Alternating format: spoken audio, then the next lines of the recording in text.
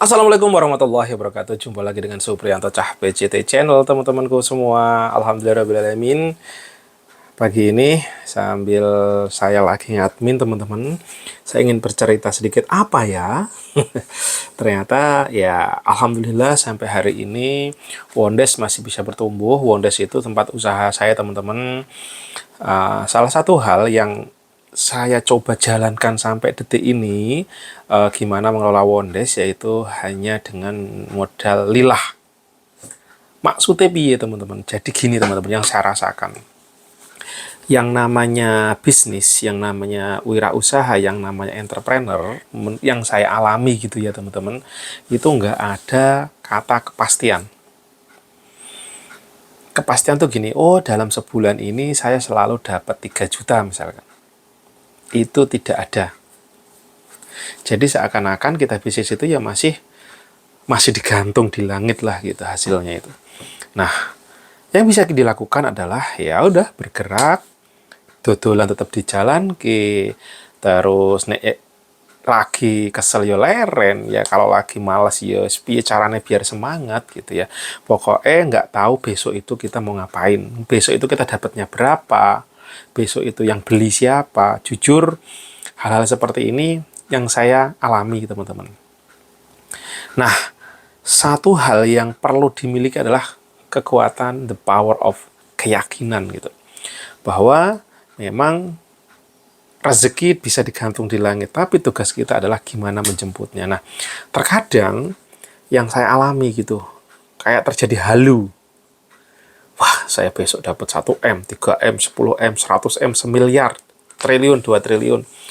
Tapi realitas di lapangan kadang-kadang dapat zong, dapat zero, kadang dapat lebih, bahkan kadang yang tidak bisa dibayangkan gitu ya. Nah, artinya berbisnis itu, berusaha, berentrepreneur itu memang harus dibuatkan memiliki mental. Mentalnya apa? Kalau mendapat rezeki, bersyukur luar biasa, alhamdulillah ya Allah. Kalaupun kita kondisi sepi, kita pun tetap harus bisa bersyukur. Nah, apa yang terjadi pada saat saya tidak bisa bersyukur, saya tidak bisa menerima kondisi pada saat jualan saya sepi, jualan saya minus, nggak ada yang beli, produk saya lagi drop, kok bisa gitu. Nah itu, kalau saya ngedumel, saya sedih, wah itu rasanya malah kacau, ya drop gitu, teman-teman. Jadi rasanya ya piye ya, nggak enak gitu. Wong jane wong rugi, merasa nggak laku, merasa sunyi, sedih gitu, sedih banget, dan membuat badan ya loyo, nggak semangat gitu. Nah, setelah saya coba berkali-kali saya jalankan, yang terjadi itu, teman-teman. Sedangkan saya ini sudah memilih sebagai seorang wirausaha, seorang entrepreneur, seorang pengusaha. Nah, pada saat menghadapi itu dan saya merasakan kesedihan-kesedihan karena sepi, sunyi, rugi, minus, nggak ada hasil. Pada saat saya terkungkung di pola pikir itu, teman-teman, itu menghambat saya untuk maju. Saya ide-ide kreatif saya kalau mandek, terus saya berpikir nggak bisa positif ya, saya mentok gitu. Aduh, apalagi yang saya jalankan, segala cara udah saya lakukan, tapi kok yo ijik sepi, ijik sunyi, ijik sedih gitu. Aduh, deg-degan, bingung, saya besok makan apa. Nah, itu yang terjadi dan disinilah saya menjalani yang namanya University of Life, universitas kehidupan gitu, teman-teman. Iya, saya ngerasa bahwa oh ini tuh yang dinamakan sekolah the reality of life, University of Life. Jadi ini loh kenyataan hidupnya gitu, bahwasanya menghadapi seperti itu, teman-teman. Terus akhirnya saya coba mencari hikmah-hikmah kehidupan dari mana aja, dari YouTube, dari motivasi orang, dari ceramah. Saya coba sambil renungkan, saya pelajari, saya simpulkan. Salah satunya apa ya? Terus ada yang berngomong, pokoknya apapun yang terjadi, terimalah dengan rasa syukur, dengan riang gembira, dengan bilang, oh ini adalah anugerah. Dalam hati, jangkrik lah, wong lagi rugi, lagi sepi kok malah ngomong anugerah. Kowe nek ngomong sing bener, Cuk. Gitu. Oke, mental. Terus akhirnya saya coba renungkan lagi. Apa sih pada saat kita dapat hal negatif kayak saya tadi, terus saya ngomong anugerah, yang terjadi apa? Gitu loh. Saya coba renung, coba praktek, gitu. Ya Alhamdulillah, ya Allah, terima kasih dengan hal kayak gini menjadi anugerah saya. Bayangkan. saya rugi, terus saya ngucap, ya Allah terima kasih, ini ternyata anugerah darimu ya Allah. Gendeng rawi, edan lah, wong negatif minus kok kon ngomong anugerah ya, lah yo atak kampleng isisan gitu ya, maksudnya ini orang pinter apa smart apa cerdas gitu kan. Oke, saya menolak. Terus saya jalankan, saya dengar lagi beberapa orang ada yang ngomong, wah pokoknya kita tuh kepala kita harus selalu ojo ngambekan, ojo bersedian, ojo mudah marah, apapun yang terjadi tersenyum, maafkan. Ki opo meneh wong lagi rugi, jualan sepi, nggo mangane susah kok malah kon senyum. Kon bersyukur, kon oke terima kasih ya Allah. Jangkrik wong kalau ngomong yang bener apa, dipikir pakai dengkul pakai otak gitu kan. Oke. Tetapi saya coba renungkan. Ya berjalan seperti itu. Wah, edan nih. Budrek lah gitu ya. Terus akhirnya saya coba renungkan. Sebenarnya apa sih? Hidup kan ada dua ya. Kita memilih dan tidak memilih. Mau memilih pada saat kita dapat energi negatif, pada saat kita rugi, memilih kita nangis mewek, sedih. Atau kita tetap memilih ceria, bahagia. Walaupun kesedihan datang, kita terus berusaha untuk ceria, kita terus positif. Nah, kita tinggal milih itu kan. Pilihannya dua itu.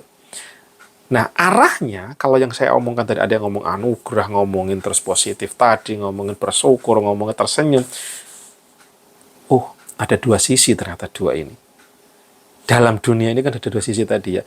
Kita milih happy dan semangat, apapun kondisinya, atau kita milih bersedih pada saat kita emang harus sedih, pada saat harus kita ada kerugi, bangkrut. Nah,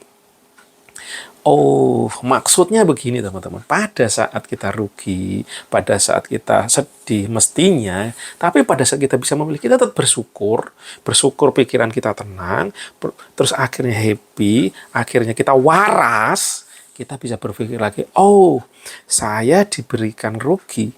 Kita coba kalkulit, kita evaluasi, di mana sih salahnya? Ada nggak hal yang kita bisa improvement? Ada nggak yang kita perlu perbaiki? Kok nggak laku produk saya? Kok saya jelek? Terus pada saat kita udah evaluasi, kita akhirnya yang perlu dilakukan selanjutnya adalah lillah. Artinya apa? Lillah itu ya kita pasrahkan ke Allah sepasrah-pasrahnya. Kita usaha, udah ikhtiar, kita benerin, kita bersyukur, kita ucapkan hal positif, jadi kita tidak mumet, tetap smile, tetap happy. Hasilnya, supaya kita nanti, entah apapun yang terjadi, itu kita lakukan, kita pasrahkan ke Allah Subhanahu wa Ta'ala atau sang kreator, the power of the creator of the world gitu ya kan. Sing ngecat Lombok, sing banyuni segoro. Artinya apa? Ya kita pasrahkan, tetapi kita ikhtiarnya sudah. Jangan sampai kita pasrah ke Tuhan saja tanpa ada ikhtiar. Nah ini ya, karena tugasnya kita tidak terselesaikan, ibaratnya role of the game-nya kita nggak jalankan, kita udah mau hasil, yaitu bisa saja terjadi, tapi chance-nya lebih rendah. Gitu. Nah, kerennya pada saat saya coba lakukan itu, teman-teman, yang terjadi kayak sekarang, ya jualan saya santai aja. Sepi, tapi saya tetap tenang. Bukan berarti tenang itu saya nggak action, ya. Tetap saya action, saya tetap ngiklan, saya coba tegurin. Tetapi pola pikir saya di kepala saya tanemin bahwasanya tenang aja bro, yang penting kita udah ikhtiar. Masalah hasil kita pasrahkan ke Allah. Itu yang terjadi apa? Tenang. Hidup ini tetap flow-nya tetap berjalan, tetapi nggak mumet. Apalagi teman-teman semua, kayak saya ini yang usianya udah 30, 40 plus gitu ya, teman-teman yang udah mencapai 30, 40, yang perlu sangat dijaga adalah gimana pikiran kita tetap positif. Pikiran kita tidak stres. Karena salah satu yang membuat kita drop parah adalah karena stres, teman-teman. Gokil kan? Nah, saya hati-hati sekali dengan ini. Walaupun ya saya nggak 100% bisa mengendalikan bahwa saya tidak marah, tidak. So, sometimes marah. Cuma return-nya, kembalinya itu cepat gitu. Kalau dulu, stres bisa berminggu-minggu. Bahkan zaman dulu saya itu orang yang sangat sensitif. Orang ngomongin apa, saya pendam, sampai saya sakit-sakitan. Padahal tidak semestinya seperti itu. Kalau orang diomongin, kalau kita nggak suka, kalau emang dia jambanin aja, samperin aja. Saya juga belajar dari istri saya, orang itu gampang banget. Tapi kadang-kadang nyalinya itu yang perlu saya ini ya. Saya contoh, ada orang ngocol gitu, samperin, mau lu apa? Bukan kita ngajakin berantem sebenarnya. Tetapi kita tidak boleh juga merasa tertindas terus kita menjadi minder. Itu poinnya ya. Bukan berarti berani itu kata orang, dia, enggak. Ada orang kayak gini ngomong, maksudnya apa tanya. Sometimes, orang nyinyir gitu ya, perlu juga kita yes gitu. Tujuannya apa? Jadi dia pada saat nyinyir, mingkem. Jadi berpikir, oh iya, karena nyinyir ini juga bisa jadi karena habit ya teman-teman. Apapun dia nyinyirin, apapun diomongin, apapun, pokoknya negatif terus. Nah, pada saat orang-orang begini, kadang-kadang kita perlu juga das gitu. Tujuannya apa? Supaya bisa memingkemkan dan melihat, oh kalau orang nggak, aku nggak bisa sembarangan loh kamu orang ini gitu. Sometimes kita perlu juga. Nah, saya ini termasuk orang yang minderan, yang nggak enakan gitu kondisi seperti itu. Tapi sometimes perlu juga kita perlu sekak mades gitu, supaya kita tidak tumbang, supaya kita tertindas. Bukan berarti kita harus berperang, bukan berarti kita harus sok-sokan, tidak. Karena ada shock terapi, yes gitu. Kalau yang saya coba renungkan, oh iya. Nah, yang pasti yang tadi teman-teman, apapun kondisinya, pada saat kita bisa mentabilkan pikiran kita, tenang, tetap optimis, tetap bergerak, dan kembali. Kalau katanya Gus Idam itu, dekengane pusat. De pusat itu artinya pusat kehidupan. Yaitu Gusti, yaitu Allah, yaitu Tuhan. Pokoknya yakin aja, kita udah usaha, kita udah ikhtiar semaksimal mungkin, hasilnya seperti apa, kita terima dengan penuh rasa syukur, penuh dengan mengatakan ini anugerah. Nah, itu maksudnya teman. Pada saat kita ada level itu, kita tenang, kita damai, kita tidak kemerungsung, yang pasti kesehatan mental kita terjaga. Itu coba teman-teman yang saya jalankan supaya sampai saya bisa bertahan sampai detik ini. Walaupun tetap ada hutang. Hutang usaha kan tetap berjalan, teman-teman. Saya coba sampai saat ini pun, saya bisa bilang gimana caranya saya nggak punya hutang usaha. Dan itu akan terjadi lagi. Ya walau who knows, next, saya tetap berdoa ke Allah, ya Allah, saya pingin gitu. Kalau apapun belanja itu cash gitu. Saya nggak ada yang namanya hutang usaha. Apalagi riba beri Allah. Alhamdulillah sampai detik ini saya masih terselamatkan, saya tidak terlepas riba. Cuman masih ada hutang yang non riba. Nah, kayak gini hutang usaha. Itu kan terjadi nih, teman-teman. Nah, tapi saya punya bayangan, ya Allah, saya belanja itu cash itu. Saya bermohon lagi kepada Allah. Hasilnya seperti tadi saya takut juga, ya Allah, saya punya hutang lagi gitu. Hutang usaha. Tapi ama yang ngutangin juga, oke mas, saya tidak bisa langsung bayar, nggak apa-apa, kasih barang dulu. Mungkin ini jalannya Allah, saya kan nggak punya modal, dimodalin dulu sama orang. Mungkin inilah kebaikan yang diberikan Allah dengan cara berbeda. Yang pasti saya berusaha semaksimal mungkin bagaimana meninggalkan riba. Kenapa? Karena kalau saya nggak bisa bayar, numpuk, tumbang itu, ya Allah. Saya coba itu.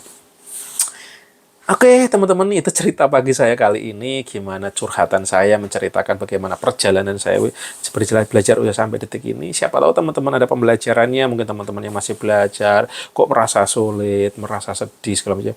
Buang jauh aja.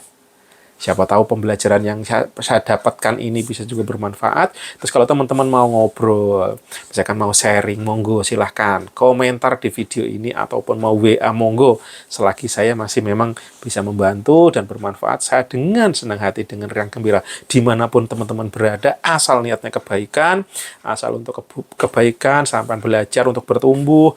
Yang baru mau belajar usaha, saya dengan sangat-sangat terbuka belajar. Kita bisa sharing bersama. Silahkan.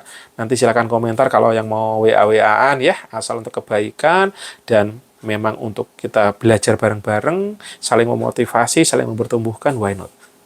Semoga kita semua bisa saling menebar kebermanfaatan, cerita panjenengan silahkan di-upload, kita saling bisa belajar, pengalaman apa yang sampean punya, kenapa tidak? kita saling belajar. Dan ingat, pada saat kalian sudah sukses, sudah kaya, sudah banyak duit, bukan itu semua untuk dipamer-pamer, tidak. Justru kalian harus menebar manfaat dengan kekayaan kalian. Jangan sampai mentang-mentang udah kaya, setiap yang dipamerin cuma jalan-jalannya. Bukan. Itunya, tetapi gimana caranya memotivasi orang. Jangan berhenti untuk menebar manfaat, teman-teman. Karena Kanjeng Nabi itu, Nabi kita, Rasulullah Muhammad itu, beliau seorang triliuner. Tapi apakah benar, apakah beliau dengan kayanya, dengan kekayaannya, terus pakai gerambiang-gerambiang kemana-mana, terus selfie di mana-mana? Tentunya tidak. Kita role model kita beliau, teman-teman. Beliau dengan kekayaannya justru apa? Sedekahnya luar biasa, hidupnya sederhana. Tapi pada saat dia senjata, berperang, bertempur, pedangnya pun pilihan, bahkan bertahtakan emas dan berlian. Tujuannya apa? Supaya kekuatannya luar biasa. Beliau pun punya kuda, kudanya pun juga kuda yang pilihan. Mungkin di sini kuda bisa dijadikan ke arah ke kendaraan yang kuat, yang mampu, yang mensupport dakwah beliau, bisnis beliau, berbuat baik beliau. Nah, kita yang perlu contoh itu bukan untuk bermewah-mewahan pada saat kita punya harta kekayaan, tetapi contohlah gimana menebar manfaat seluas-luasnya dengan kekayaan, dengan harta, tapi kita tetap sederhana. Karena cukupnya apa sih menungso? Karena cukupnya cuma makan dan minum sekenyangnya perut. After that, hati-hati. Karena dengan kekayaan yang luar biasa, dengan derajat yang luar biasa, bisa menuju angkara murka. See you. Assalamualaikum warahmatullahi wabarakatuh.